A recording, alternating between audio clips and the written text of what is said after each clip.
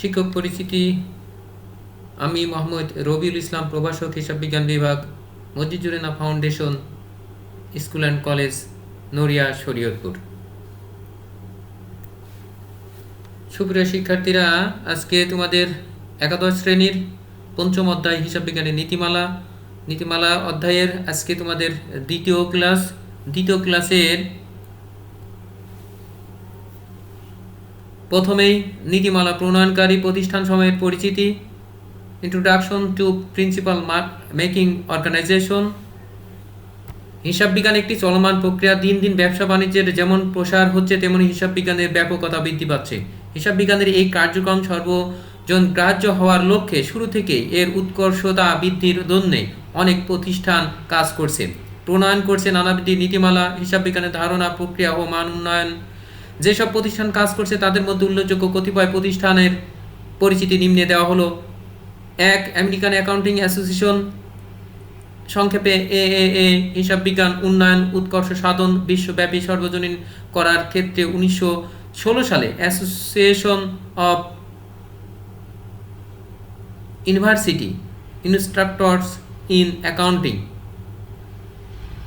নামে প্রতিষ্ঠিত হয়। 1936 সালে নাম পরিবর্তন করে এই নামে পরিচিতি হয়। এটি একটি সেবামূলক সংস্থা যা হিসাব বিজ্ঞান শিক্ষার উন্নয়ন ও গবেষণার কাজে নিয়োজিত। এই প্রতিষ্ঠানে 11 সদস্য বিশিষ্ট একটি কমিটি বিদ্যমান আছে। দ্বিতীয়ত, অ্যাকাউন্টিং প্রিন্সিপাল বোর্ড, সংক্ষেপে APB। বর্তমান APB হলো সাবেক American institute of certified public accountants, সংক্ষেপে AICPA এর বর্তমান সংগঠন। এটি 1959 সালে American institute of certified public accountants দ্বারা গঠিত হয়ে 1973 সাল পর্যন্ত হিসাব বিজ্ঞান সংক্রান্ত বিভিন্ন নীতিমালা প্রণয়ন করে।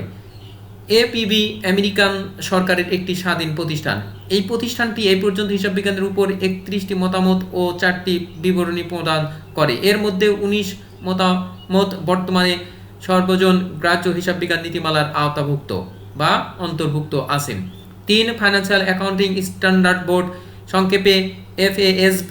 FASB হলো একটি প্রাইভেট অমুনাফাভোগী সংগঠন যার প্রাথমিক উদ্দেশ্য হলো জনস্বার্থে সর্বজন স্বীকৃতি হিসাব বিজ্ঞান নীতিমালার উন্নয়ন। এটি 1973 সালে the committee on accounting procedure, সংক্ষেপে CAP and the accounting principal board APB of the American institute of certified public accountants, সংক্ষেপে AICPA এর স্থলাভিষিক্ত হয়।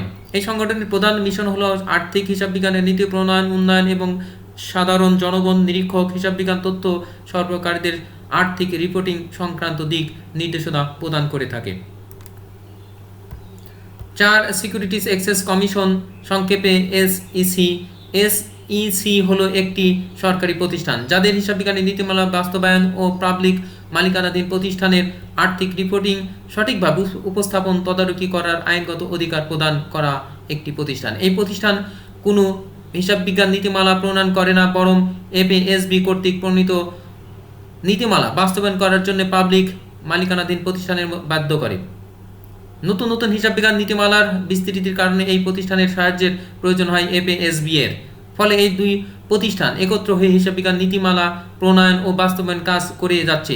এই প্রতিষ্ঠানটি জনগণের মালিকানাধীন প্রতিষ্ঠানের আর্থিক রিপোর্টিংগুলোর সর্বজনীন হিসাব মান অনুসৃত হচ্ছে কিনা তা তদারকি করে থাকে। 5. আন্তর্জাতিক হিসাব মান committee, international accounting standard committee, সংক্ষেপে IASC। বর্তমানে বিশ্বায়নের যুগে ব্যবসা বাণিজ্যের দ্রুত গতিতে প্রসারিত হয়েছে।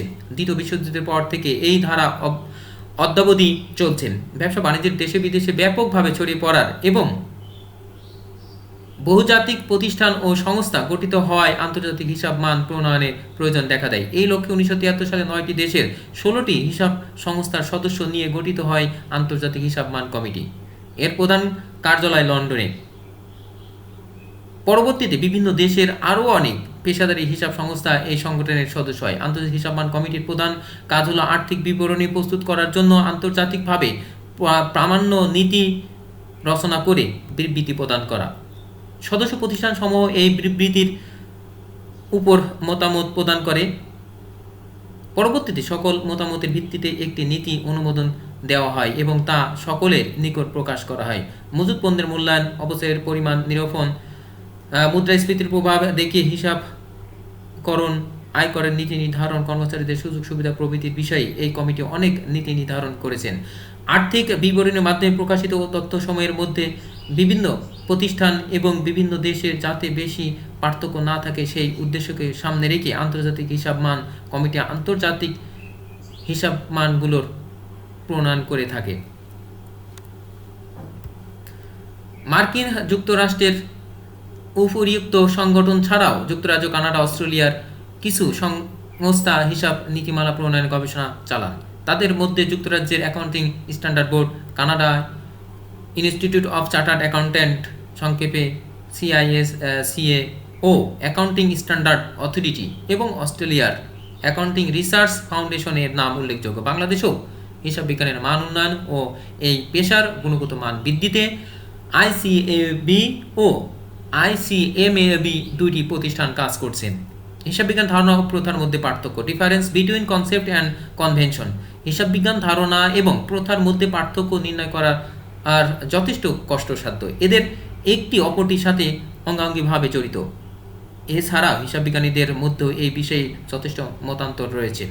একজন হিসাব বিজ্ঞানী যাকে ধারণা হিসাবে ব্যাখ্যা করেছেন, অন্য আরেকজন তাকে প্রথা আখ্যা দিয়েছেন। তবে সাধারণভাবে ধারণা ও প্রথার মধ্যে নিম্ন বর্ণিত পার্থক্যগুলো লক্ষ্য করা যায়। হিসাব বিজ্ঞান ধারণা বলতে মৌলিক কোনো নীতি বা অবস্থানকে নির্দেশ করে যার উপর ভিত্তি করে হিসাব রক্ষণ কার্য সম্পূর্ণ হয়। অন্যদিকে হিসাব সংক্রান্ত কার্যগুলি সুষ্ঠুভাবে সম্পূর্ণ করার জন্য ব্যবহারিক ক্ষেত্রে যেসব নীতি ও আচরণ বিধি মেনে চলা হয় তাকে হিসাব বিজ্ঞানের প্রথা বলে। ধারণাগুলো ব্যাখ্যা পৃথিবীর সর্বত্র একই ধরনের হয়ে থাকে। প্রতিষ্ঠান ভেদে প্রথা একই ধরনের নাও হতে পারে। সকল দেশে একই নীতি ব্যবহৃত হয়। বিভিন্ন দেশের সামাজিক, রাজনৈতিক, অর্থনৈতিক পরিবর্তনের কারণে প্রথার পরিবর্তন হয়ে থাকে। পৃথিবীর সর্বত্র ধারণার স্বীকৃতি আছে, প্রথার বিভিন্নতার কারণে এর স্বীকৃতি সর্বত্র নেই। ধারণা যুক্তি নির্ভর, এর ব্যাখ্যা পাওয়া যায়। প্রথা যুক্তি পরিবর্তে চর্চার ভিত্তিতে নির্ধারণ করা হয়। ধারণার ভিত্তিতে আন্তর্জাতিক হিসাবমান প্রবর্তন করা হয়। প্রথা হিসাবমান প্রবর্তনের এর কোনো ভূমিকা নেই। ধারণা সহজেই পরিবর্তনযোগ্য নয়। চাহিদা মোতাবেক প্রথা পরিবর্তন করা যায়। ধারণা পৃথিবীর সকল দেশেই ব্যবহৃত হয় বলে এর ব্যাপকতা বিস্তৃত। বিভিন্ন দেশের বিভিন্ন রকম প্রথা ব্যবহার করা হয় বলে এর পরিধি ছোট। ধারণার ভিত্তিতে আন্তর্জাতিক হিসাবমান প্রবর্তন হয়। প্রথা হিসাবমান প্রবর্তনে এর কোনো ভূমিকা নেই। ধারণা সহজেই পরিবর্তনযোগ্য নয়। চাহিদা মোতাবেক প্রথা পরিবর্তন করা যায়। ধারণা পৃথিবীর সকল দেশেই ব্যবহৃত হয় বলে এর ব্যাপকতা বিস্তৃত। পৃথিবীর বিভিন্ন দেশে বিভিন্ন রকম প্রথা ব্যবহার করা হয় বলে এর পরিধি ছোট। ধারণার ভিত্তিতে হিসাব সংক্রান্ত আইন প্রণয়ন করা হয়। প্রথার ভিত্তিতে হিসাব সংক্রান্ত আইন প্রণয়ন করা হয় না। আর্থিক বিবরণী প্রস্তুতকরণে হিসাব বিজ্ঞান নীতিমালার প্রভাব, effect of accounting principal in preparation of financial statement. আর্থিক বিবরণী প্রস্তুত ও উপস্থাপন ক্ষেত্রে হিসাব বিজ্ঞান নীতিমালা বিভিন্নভাবে নিয়ন্ত্রণ বা প্রভাব বিস্তার করে থাকে। কিভাবে হিসাব বিজ্ঞান নীতিমালা? প্রথমে আর্থিক অবস্থার বিবরণীতে যে নীতিমালাগুলো প্রয়োগ হয় সেটা কতে, এবং খ হচ্ছে আয় বিবরণীতে প্রভাবিত করে তা নিম্নে আলোচনা করা হলো। প্রথমেই একটি আর্থিক অবস্থার বিবরণী প্রস্তুত করে দেওয়া হয়েছে। সম্পত্তির পাশে দেওয়া আছে এটি, আর এটা আসছে দায় পাশে দেওয়া আছে। সম্পত্তি, মোট দায় এবং নিচে পাদটুকা দেওয়া আছে। এই সম্পর্কে আলোচনা যে উদ্ধৃত পত্রে হিসাব বিজ্ঞানের নীতির প্রয়োগ। উদ্ধৃত পত্রের হলো একটি ব্যবসা প্রতিষ্ঠান সম্পদ, দায় ও মালিকানা সত্ত্বের বিবরণী।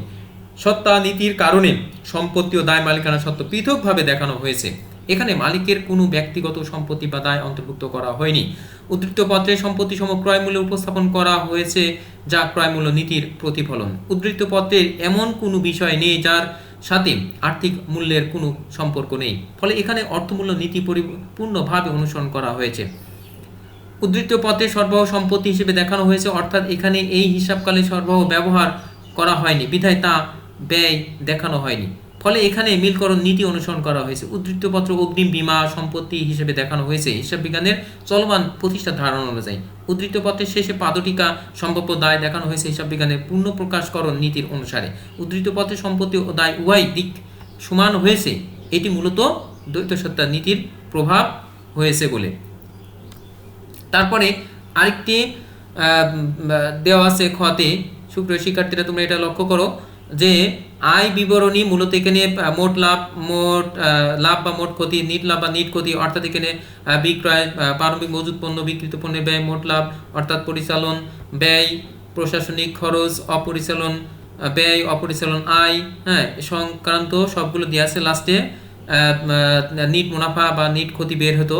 তো এই ক্ষেত্রে অঙ্কেতে দেখো তোমাদের জন্য ফেরদৌস ট্রেডার্স 2012 সালে 31 ডিসেম্বর তারিখে 1 বছরের জন্য আয় বিবরণ প্রস্তুত করা হয়েছে। এখানে 1 বছর হলো হিসাবকাল।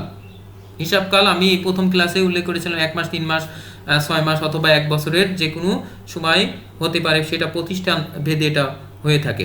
তো এটি মূলত হিসাবকাল নীতির প্রয়োগ। আর্থিক বিবরণী প্রাপ্য হিসাবের উপর অনাদায়ী পাওনার সঞ্চিতি হিসাবভুক্ত করা, এটি মূলত রক্ষণশীলতার নীতির প্রয়োগ। আর আয় বিবরণীতে বকেয়া ও অগ্রিম দফাসমূহ সমন্বয় করা হয়েছে, এটা মূলত বকেয়া ভিত্তিক ও বিলম্বিতকরণ ধারণার সুস্পষ্ট প্রয়োগ। এভাবে আর্থিক বিবরণী প্রস্তুতি হিসাব বিজ্ঞান নীতির সার্বিকভাবে নিয়ন্ত্রণ করে থাকে। তো অধ্যায়ের শেষে সুপ্রিয় শিক্ষার্থীরা তোমরা দেখতে পাও যে আমরা যে বিষয়গুলো এখান থেকে শিখলাম, গ্যাপ, সংক্ষেপে গ্যাপ, জি ডাবল অর্থাৎ জি বড় হাতের এ পি হিসাব বিজ্ঞান নীতি রীতি ও F A S B I A S C I A S I F R S A A A P B F A S B S CE S EC IASC হিসাব বিজ্ঞান নীতি ইত্যাদি এই বিষয়গুলো আমরা এখান থেকে বা এই অধ্যায় থেকে আমরা জানলাম। তো বহু নির্বাচনী প্রশ্নের মধ্যে হিসাব বিজ্ঞানে কোন নীতি অনুসারে ইজারা সম্পত্তি অবলোকন করা দেখানো হয় মূলত হচ্ছে ক্রয় মূল্য নীতি। যদি এখানে না থাকে তাহলে মিলকরণ নীতি দেওয়া যেতে পারে। 1-2 হচ্ছে মিস্টার আকাশ ব্যক্তিগত আসবাবপত্রের মূল্য 50,000 টাকা, যা কারবারে আর্থিক বিবরণীতে দেখানো হয়নি। অর্থাৎ ব্যক্তিগত সম্পদ যেটা, সেটা তো আর্থিক অবস্থা, প্রতিষ্ঠানের আর্থিক অবস্থার বিবরণীতে দেখানো সম্ভব নয়, এটা সত্যানীতির কারণ এটা দেখানো সম্ভব হয় না। উদ্দীপকে দেওয়া আছে 3 ও 4 নং প্রশ্নের উত্তর কিভাবে দেওয়া যায়। 2008 সালে 1 জানুয়ারি তারিখে 50,000 টাকা ঋণ গ্রহণ করে, যা 2010 সালে 1 জানুয়ারি তারিখে 10,000 টাকা সুদ সহ সম্পূর্ণ টাকা পরিশোধ করে। তো হিসাব বিজ্ঞান কোন নীতি অনুসারে 2008 সালে আর্থিক বিবরণীর সুদ কত সুদ দেখাতে হবে? এটা মূলত হচ্ছে 5,000 টাকা, কারণ 2 বছরে 10,000 টাকা হয়েছে, এটা 5,000 টাকা প্রথম বছরে আসবে। চতুর্থত, ঋণের সুদ আয় বিবরণীতে প্রদর্শন করার ক্ষেত্রে মূলত হিসাবকাল নীতি অনুসরণ করা যায়। আর 3 মিলকরণ নীতি অনুসরণ করা যেতে পারে, অর্থাৎ 1 ও 3, যেখানে এখানে একটু দেওয়া আছে যে এটা 1 হবে, 2 তারপর 3, অর্থাৎ উত্তর হবে ঘ 1 ও 3। তো সুপ্রিয় শিক্ষার্থীরা তোমরা নিশ্চয় বুঝতে পেরেছো যে এই অধ্যায় থেকে মূলত এমসিকিউ বেশি আসে তোমাদের পরীক্ষায়। তবে এই অধ্যায়টি ভালো করে অবশ্যই বাসায় পড়বে। আরও যদি কোনো সমস্যা মনে হয় তাহলে অবশ্যই আমাকে জানাবে। তো আজকের মতো আমরা ক্লাস শেষ করব। তো সবাইকে ধন্যবাদ। আসসালামু আলাইকুম, আল্লাহ হাফেজ।